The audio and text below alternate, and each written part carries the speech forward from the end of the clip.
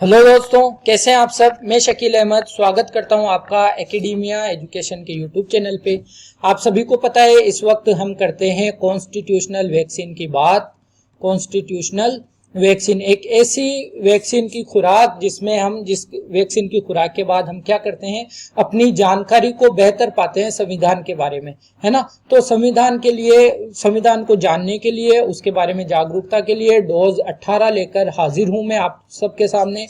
और हर बार की तरह हम क्या करेंगे, आज भी एक अनुच्छेद की बात करेंगे। आप सभी को पता है भारतीय संविधान का जो भाग 3 है, फंडामेंटल राइट्स मौलिक अधिकार, उसमें हमने समता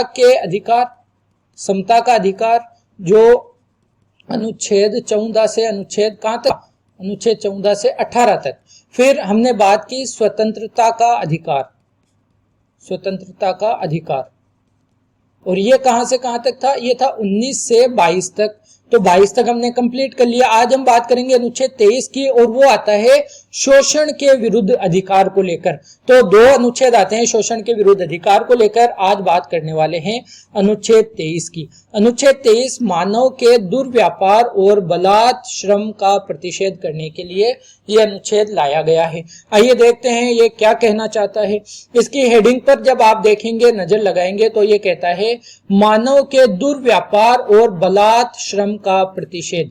यहाँ पर मानव के दुर्व्यापार से आप क्या समझते हैं, यानी मानव को किसी वस्तु की तरह बेचना करना, स्मगलिंग होती है ना कई चीजों की, उस तरह से अगर मानव तस्करी हो तो ये मानव का दुर्व्यापार है ना। तो ये मानव का दुर्व्यापार आ गया। अब इसमें पुरुष हो, महिला हो या बच्चे हो, इनको किसी वस्तु की तरह खरीदना बेचना, ये मानव का दुर्व्यापार है। इसी तरह से महिलाओं और बच्चों का अनैतिक व्यापार होता है। जैसे अगर हम एग्जाम्पल ले तो वेश्यावृत्ति वाला जो कॉन्सेप्ट है, वो एक तरह से महिलाओं को गलत तरह से बेचना करना, तो ये मानव का दुर्व्यापार के अंतर्गत आता है ना। तो आइए देखते हैं क्या कहता है अनुच्छेद 23। ये छोटा सा अनुच्छेद है, 2 क्लोज इसके अंतर्गत हैं, तो बात करेंगे इसी के बारे में।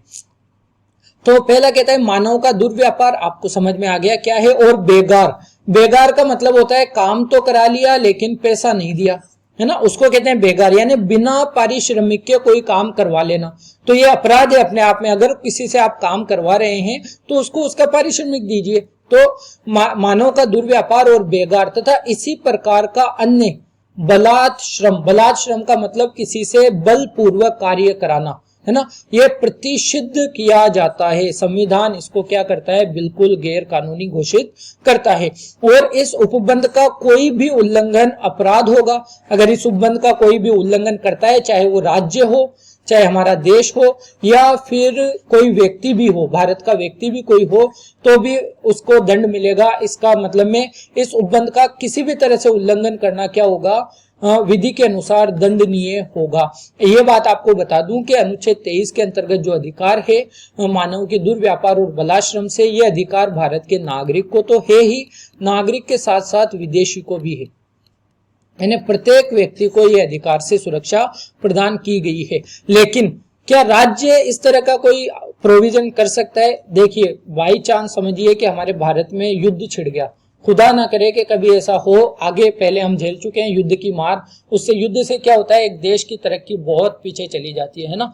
तो बाई चांस समझिए कि युद्ध हो गया और युद्ध में भारत की सरकार को, भारत को हमारी आम नागरिकों की जरूरत पड़े, तो हो सकता है भारत सरकार हमें यहाँ पे जाने के लिए कह दे, तो ये जबरदस्ती भी कर सकती है भारत सरकार। तो ये छूट है भारत को, है ना, सरकार को ये छूट है कि जब जरूरत पड़े देश के लिए तो फिर वो आपको किसी भी प्रकार के काम के लिए कह सकती है, लेकिन वो इस प्रकार का कोई भेदभाव नहीं करेगी लोगों में।